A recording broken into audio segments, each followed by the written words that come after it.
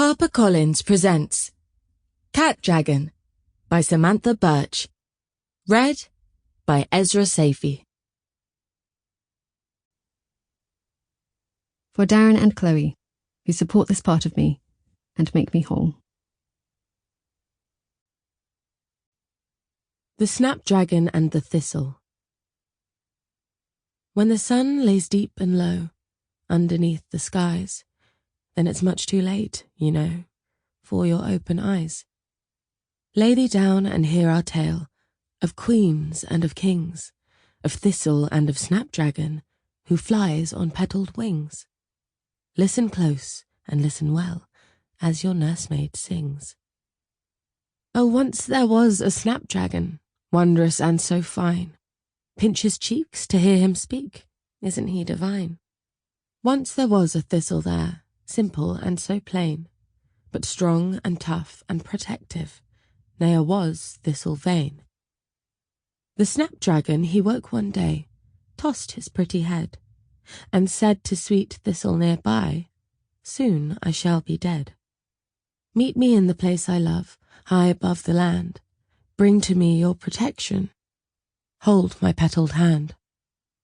Get thee hence for me, my friend, then you'll understand. Thistle travelled hastily before the fullest moon. As dear Snapdragon he had warned, the end was coming soon. When she reached their meeting place, her good friend was not there. In his stead, another face, for whom she was to care. Not a petal on its wings, nor branch nor leaf to see. A creature of astounding grace, but with a malady. The magic that I ever breathed is now escaping me. I will be a friend so dear to you and your lands. I will sow such magic here, life will be so grand. All I ask you in return, Thistle, take my hand. Now listen close and listen well, as your nursemaid sings. The magic thistle found that day, 'twas of queens and kings. It spread such cheer across the land, and brought them splendid things. But had sweet thistle turned away, ne'er to heed the call, or journeyed there after sundown, there'd be none at all. Then, dear babe, kingdom and friend, both would surely fall. When the sun lays deep and low, underneath the skies, then it's much too late, you know, for your open eyes. Tangleroot Valley, Lullaby, Anon. Prologue.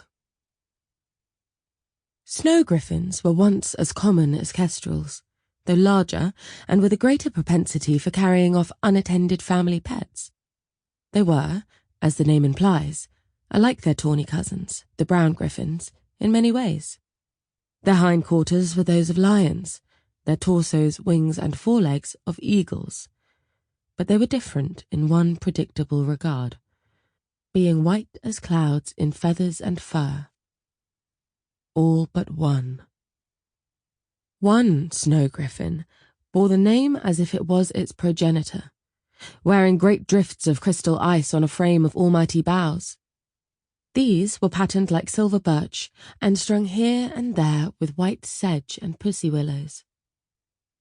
This snow griffin alone stood 50 feet tall and roamed the land under the protection of its shepherd, a person tasked to defend the great creature against poachers and predators. Because this snow griffin alone was inextricably connected to the magical well of its homeland, and had been for 1,000 years. Though ill understood, its endless pilgrimage ensured the well's abundance and underpinned the magic of every witch, wizard, and cat dragon in the land. It was this snow griffin that cast a shadow the size of a building over the landscape, before plunging to the earth below with a crash that levelled the forest. Chapter 1. Aloysia. A-lo-wish-a. Noun. 1. A famous warrior. 2. A plant used mainly. Sample complete. Ready to continue?